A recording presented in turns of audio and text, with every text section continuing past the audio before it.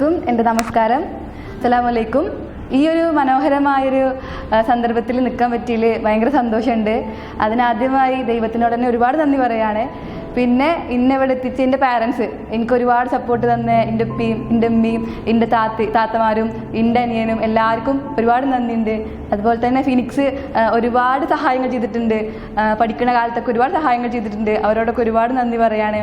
പിന്നെ എപ്പോഴും നമ്മൾ ആലോചിക്കേണ്ടത് നമ്മുടെ ജീവിതത്തിന് എപ്പോഴും ഒരു മനോഹരമായ ലക്ഷ്യം വെക്കുക, എന്നിട്ട് അതിലേക്ക് വേണ്ടിയിട്ട് നമ്മൾ ശ്രമിക്കുക. അപ്പോൾ ജീവിതം നല്ല രസകരം, ദൈവം നമ്മുടെ കൂടെ ഉണ്ട് നമുക്ക് തോന്നും. അതുപോലെ പ്രകൃതി ഫുള്ള് നമ്മുടെ കൂടെ നിൽക്കാൻ നമുക്ക് തോന്നും. അപ്പോൾ എപ്പോഴും ജീവിതത്തിന് ഒരു സുന്ദരമായൊരു ലക്ഷ്യം കണ്ടെത്തുക, അതിനു വേണ്ടി ജീവിക്കുക. അതാണ് എനിക്ക് ആദ്യമായിട്ട് തന്നെ പറയാനുള്ളത്. ആ ലക്ഷ്യം നമ്മൾ സ്വന്തം തിരഞ്ഞെടുക്കുമ്പോൾ അതിനെ ഒന്നും കൂടെ ഭംഗി കൂടും. അതിനൊക്കെ എപ്പോഴും ശ്രമിക്കാം. പിന്നെ ഈ എൻട്രൻസിനെ പറ്റി പറയുന്നുണ്ടെങ്കിൽ നമ്മുടെ വലിയൊരു പ്രശ്നം നമുക്കിത് അറിയില്ല എന്നുള്ളതാണ്. നമ്മുടെ സാധാരണക്കാരുടെ പ്രശ്നം ഇതിങ്ങനെ ശ്രമിച്ചാൽ കിട്ടുന്നില്ലത് അറിയാത്തതാണ് ഏറ്റവും വലിയ പ്രശ്നം. പക്ഷേ നമുക്ക് എല്ലാവർക്കും ഇത് നേടിയെടുക്കാൻ പറ്റുന്നതന്നെ ഉള്ളൂ. ഇത് തന്നെ നമ്മളെ എല്ലാവരും സമൂഹം നമ്മൾ പറഞ്ഞ് പേടിപ്പിച്ച പോലെയാണ്. നമ്മൾക്ക് അതിലൊരു ഇൻട്രസ്റ്റ് ഒന്നും തരാത്ത പോലെയാണ്. പക്ഷേ നമുക്കിപ്പോൾ നമ്മുടെ നാട്ടുകാരാണെങ്കിൽ നമ്മളതിന് പോകാമെന്ന് പറയുമ്പോൾ വേറൊരു രീതിയിൽ നമ്മളത് കാണുക. നമുക്ക് സപ്പോർട്ട് തരുന്ന പോലെ എപ്പോഴും നമ്മൾ കൂടെ നിർത്തുക. എന്നിട്ട് എൻട്രൻസ് എന്നൊക്കെ പറയുമ്പോൾ നമുക്ക് നമ്മളതായ സ്വന്തമായിട്ടുള്ള കാര്യങ്ങളിലൂടെ അതിക്കെത്താൻ നോക്കുക. മറ്റുള്ളവരെ ഫോളോ ചെയ്യുന്നില്ലാതെ സൂപ്പറേക്കാരെ നമ്മൾ സ്വന്തമായിട്ട് വഴികൾ കണ്ടെത്തിയിട്ട് അതിലൂടെ സഞ്ചരിക്കുന്നത്.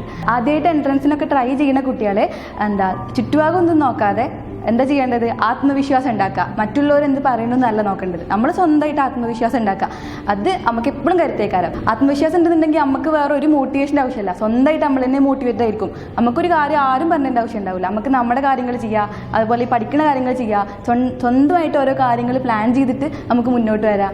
അപ്പോൾ ആത്മവിശ്വാസം നേടിയെടുക്കുക, അതാണ് ഏറ്റവും വലിയ കാര്യം. പിന്നെ ഇപ്പോൾ ഈ മെഡിക്കൽ എൻട്രൻസ്, ഞാനിപ്പോൾ ഇതേ മെഡിക്കൽ എൻട്രൻസ് ആണല്ലോ, അതിനെക്കുറിച്ച് സംസാരിക്കുകയാണെങ്കിൽ നമുക്ക് ബയോളജിയും ഫിസിക്സും കെമിസ്ട്രിയാണല്ലോ ഉള്ളത്. അതൊക്കെ പറഞ്ഞ പോലെ തന്നെ അധ്യാപകരെ നല്ലോണം ഫോളോ ചെയ്യുക, അതുപോലെ തന്നെ നമ്മൾ NCERT നല്ലോണം ഫോളോ ചെയ്യുക. അപ്പോൾ തുടർച്ചയായിട്ട് എക്സാം നല്ല സുഖമായിട്ടാണ് വരുന്നത്. ഏതൊരു കുട്ടിക്കും, ആവറേജ് കുട്ടിക്ക് ആഗ്രഹമുണ്ട്, ലക്ഷ്യം ഉണ്ടെന്നുണ്ടെങ്കിൽ നേടിയെടുക്കാൻ പറ്റുന്ന പോലെ തന്നെയാണ്. അപ്പോൾ NCERT നല്ലോണം ഫോളോ ചെയ്യുക. അതുപോലെ തന്നെ നമുക്ക് വരുന്ന അധ്യാപകരെ നമ്മൾ നല്ല വിശ്വസിക്കുക. ഓല് എന്തായാലും നമുക്കൊന്നും തെറ്റായ രീതിയിൽ പറഞ്ഞു തരില്ല. ഓലെ തന്നെ നമ്മൾ ഏറ്റവും കൂടുതലായിട്ട് വിശ്വസിക്കേണ്ടത്. എപ്പോഴും ജീവിതത്തിൽ നമുക്ക് മോട്ടിവേഷൻ തരുന്ന, നമ്മളെ കൂടുതൽ സന്തുഷ്ടരാക്കണ അങ്ങനത്തെ പോലെ നമ്മൾ കൂട്ടുകൂടാൻ ശ്രമിക്കുക.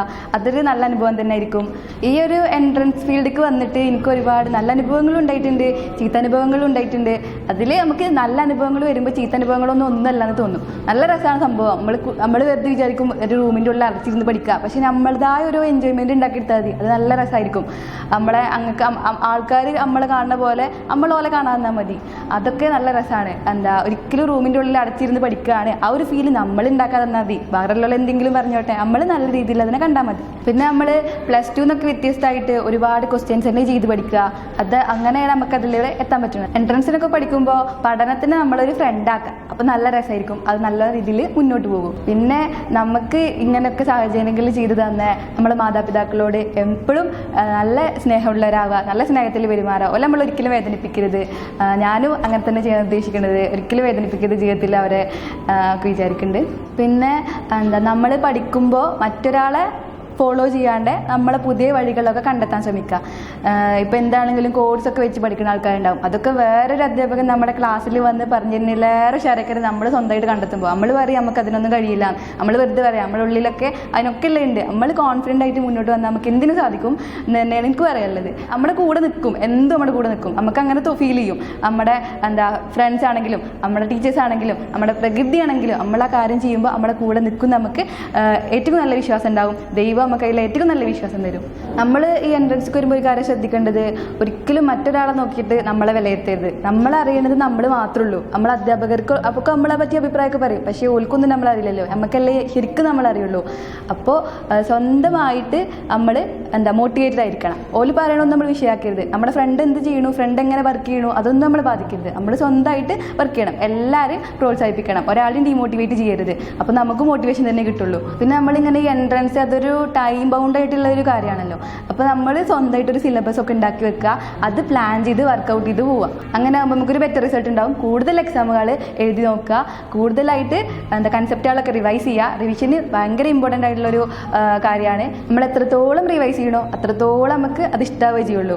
നമ്മളിത് ഭയങ്കര മടിയാണ് വിചാരിച്ചാൽ നടക്കില്ല. കാരണം നമുക്ക് അറിയുന്ന കാര്യങ്ങൾ മാത്രമേ എൻട്രൻസിന് ഇപ്പോൾ വരുന്നുള്ളൂ. അപ്പോൾ നമുക്ക് ഏറ്റവും കൂടുതൽ വേണ്ട റിവിഷനാണ്. നമ്മളെ സിലബസ് ഭയങ്കര വലുതാണല്ലോ. അപ്പോൾ ഏറ്റവും കൂടുതലായിട്ട് നമ്മൾ ചെയ്യേണ്ട റിവിഷനാണ്. അതുപോലെ തന്നെ നമ്മൾ ഇപ്പോഴൊക്കെ പറയുമ്പോൾ ഒരു ദിവസത്തിൽ ഒരു എക്സാമെങ്കിലും എടുക്കണം. അങ്ങനെ ചെയ്താൽ അതിന് ഒരുപാട് റിസൾട്ട് ഉണ്ടായിരിക്കും. അപ്പോൾ അവസാനമായിട്ട് എല്ലാവരും ലക്ഷ്യം കണ്ടെത്തുക, ലക്ഷ്യത്തിന് വേണ്ടി ജീവിക്കുക, സുന്ദരമായ ലക്ഷ്യം കണ്ടെത്തുക. ഇത്രയും പറഞ്ഞുകൊണ്ട് ഞാൻ അവസാനിപ്പിക്കുകയാണ്. ഒരിക്കൽ കൂടി ദൈവത്തിനും എൻ്റെ പാരൻസിനും ഫിനിക്സിനും എല്ലാവരോടും, എന്നെ സഹായിച്ച എല്ലാവരോടും, എന്നെ സഹായിച്ച പേഴ്സണലായിട്ട് ഒരുപാട് അധ്യാപകന്മാരുണ്ട്. ഇവിടുത്തെ Ilsha sir, Shanthi sir, Deepu sir, Suresh sir, ഒരുപാട് ആൾക്കാരുണ്ട്. പേരെടുത്ത് പറയാൻ ഒരുപാട് ആൾക്കാരുണ്ട്. ഒരുപാട് ആൾക്കാർ പ്രാർത്ഥിച്ചിട്ടുണ്ട്. എല്ലാവർക്കും നന്ദി പറഞ്ഞുകൊണ്ട് ഞാൻ നിർത്തുന്നു.